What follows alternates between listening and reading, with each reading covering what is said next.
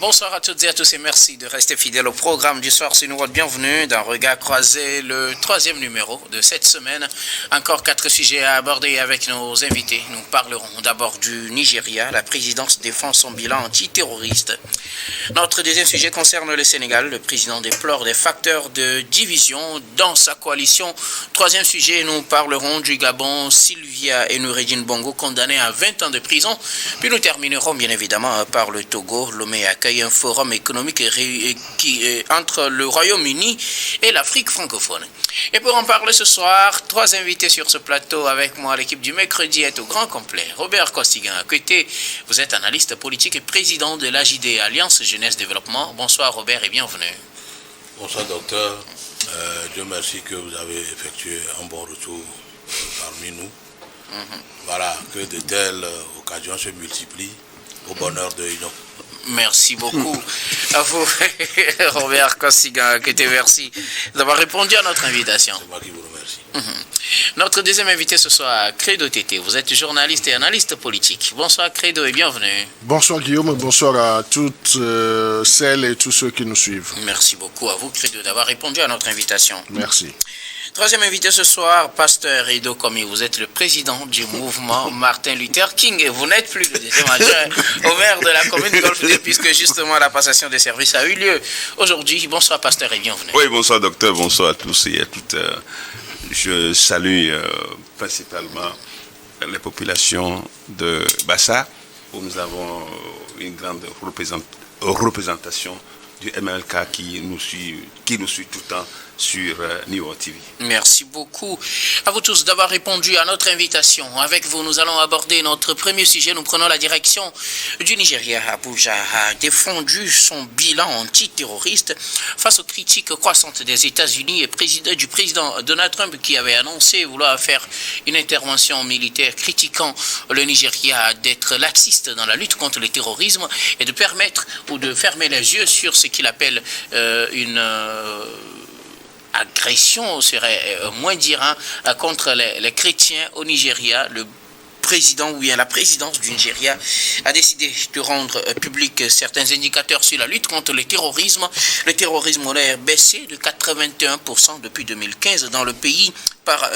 Et plus de 13 000 terroristes ont été neutralisés au cours de l'année dernière et que plus de 124 000 militants et leurs familles se sont rendus aux forces de sécurité.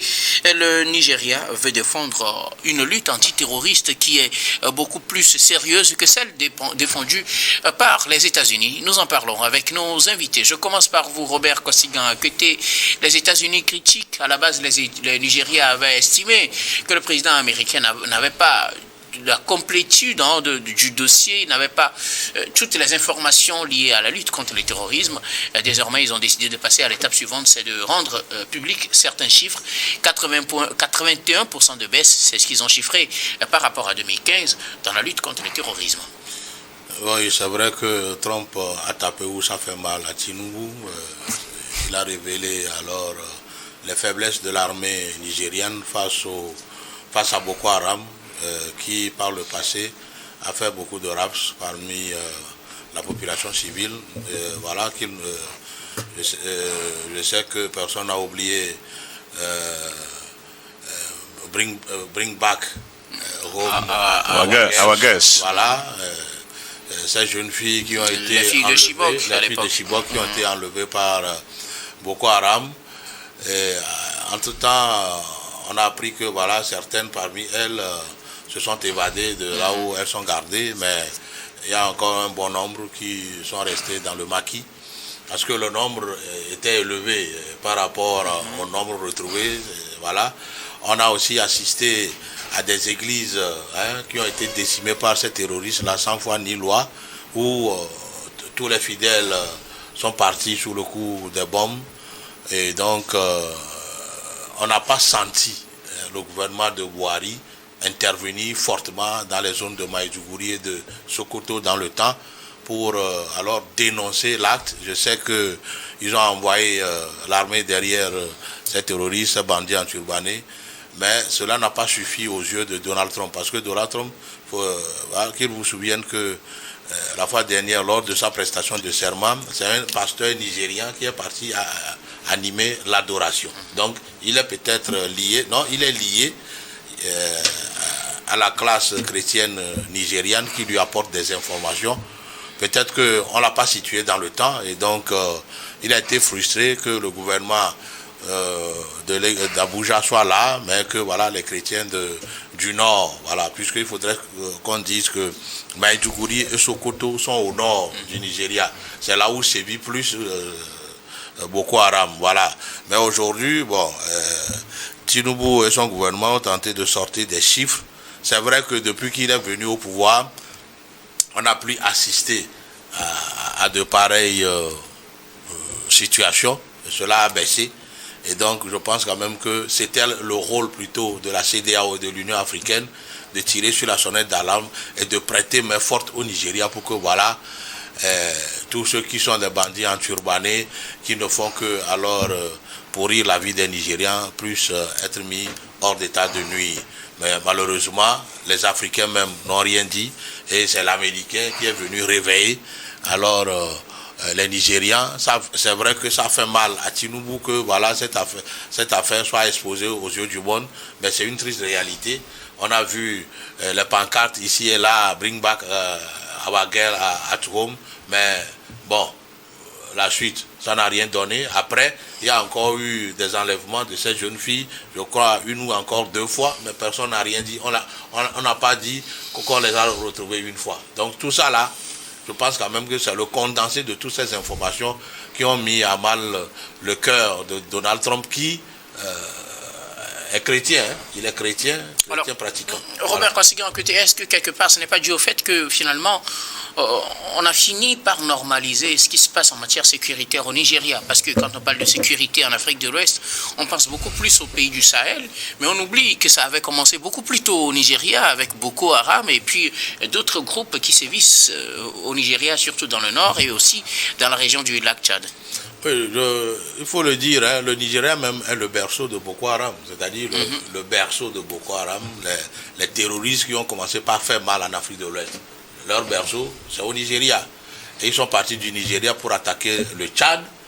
Et après, ce n'est qu'après que voilà, le terrorisme a commencé dans le Sahel. Donc le terrorisme même a pris pour base le Nigeria. Donc aujourd'hui, ce que Trump dit doit normalement éveiller les États de l'Afrique de l'Ouest, surtout la CEDEAO, pour prêter main forte aux pays sahéliens et prêter main forte au Nigeria pour que voilà, ces genres de choses ne soient pas monnaie courante dans notre zone. Merci beaucoup à vous, Robert Kossigui. Credo TT, 81% de baisse dans les attaques terroristes. C'est ce qu'avance la présidence du Nigeria comme résultat palpable donc de la lutte contre le terrorisme depuis 2015 dans le pays, contrairement à ce qu'a pensé ou à ce qu'a annoncé le président américain et qui avait d'ailleurs prétendu vouloir faire une descente militaire au Nigeria. Oui, c'est vrai qu'avec l'annonce de l'intention du président américain vis-à-vis de ce qu'on peut calculer de l'inaction du gouvernement nigérien, donc avec ce chiffre qui a été publié, ces statistiques qui ont été rendues publiques, donc on sait que le Nigeria ne dormait pas sur ses lauriers. Donc il y avait des efforts. Si on nous dit qu'il y a un taux de plus de 80% d'augmentation ou bien de résultats probants sur le terrain en matière de lutte antiterroriste, donc c'est dire que des efforts sont constamment faits et tous les jours. Et vous savez, lorsque on est dans ce domaine de lutte contre le terrorisme, donc il faut savoir cibler ses stratégies de communication. Donc on ne parle pas en désordre, ce n'est pas tout ce qu'on a engrangé comme résultat qu'on doit communiquer au jour le jour.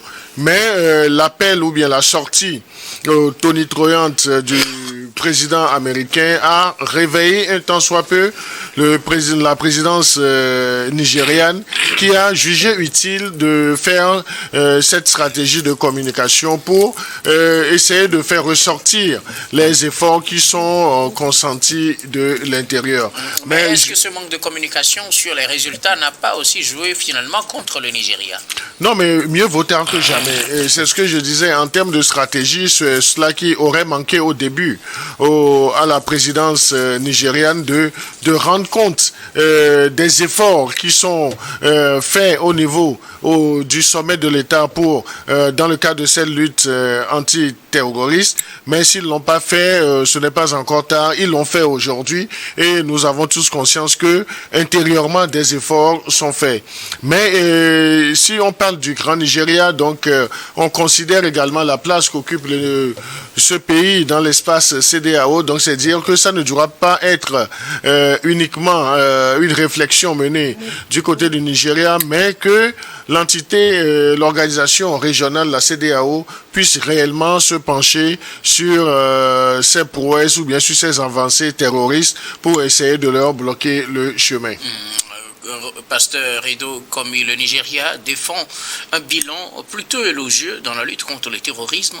Ce bilan aurait été établi à 81% de réussite par rapport à 2015 en matière de lutte contre le terrorisme, ce que n'avait pas considéré le président américain quand il annonçait qu'il y avait une persécution contre les chrétiens et quand il avait annoncé plutôt son intention de faire une intervention militaire au Nigeria.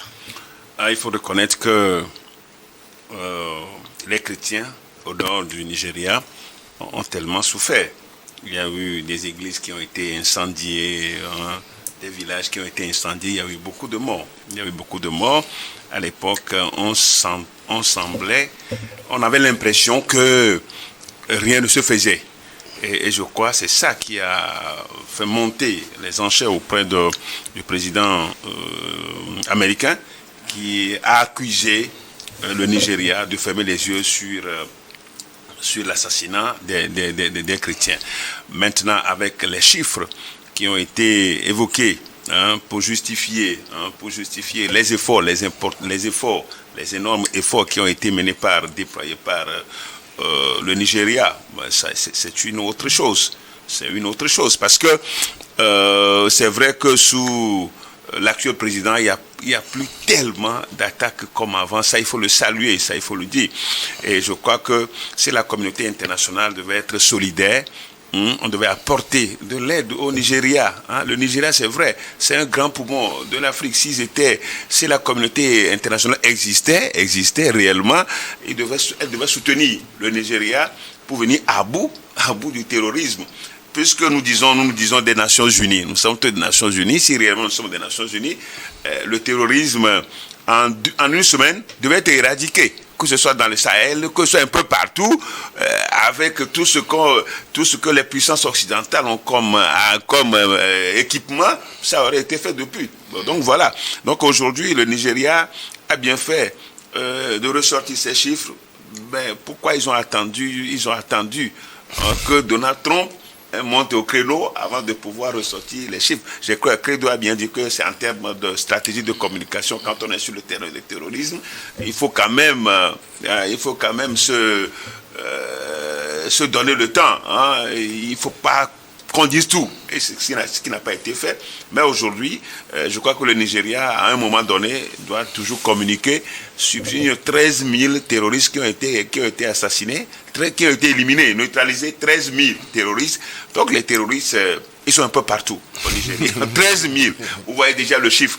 Donc c'est dire quand même que nous devons plutôt encourager la CEDEAO, l'Union africaine, à pouvoir venir en aide au Nigeria. C'est vrai quand même qu'au sein de l'armée nigérienne, il y a tellement de corruption. Sinon, ce pays, même si l'armée nigérienne s'organisait, ils allaient venir rapidement au bout du terrorisme de Boko Haram. Mais malheureusement que cette armée, elle est géante, mais elle ne donne pas l'impression, elle ne donne pas les résultats sur le terrain. Donc, vivement que le Nigeria continue de travailler dur pour pouvoir éliminer définitivement le Boko Haram.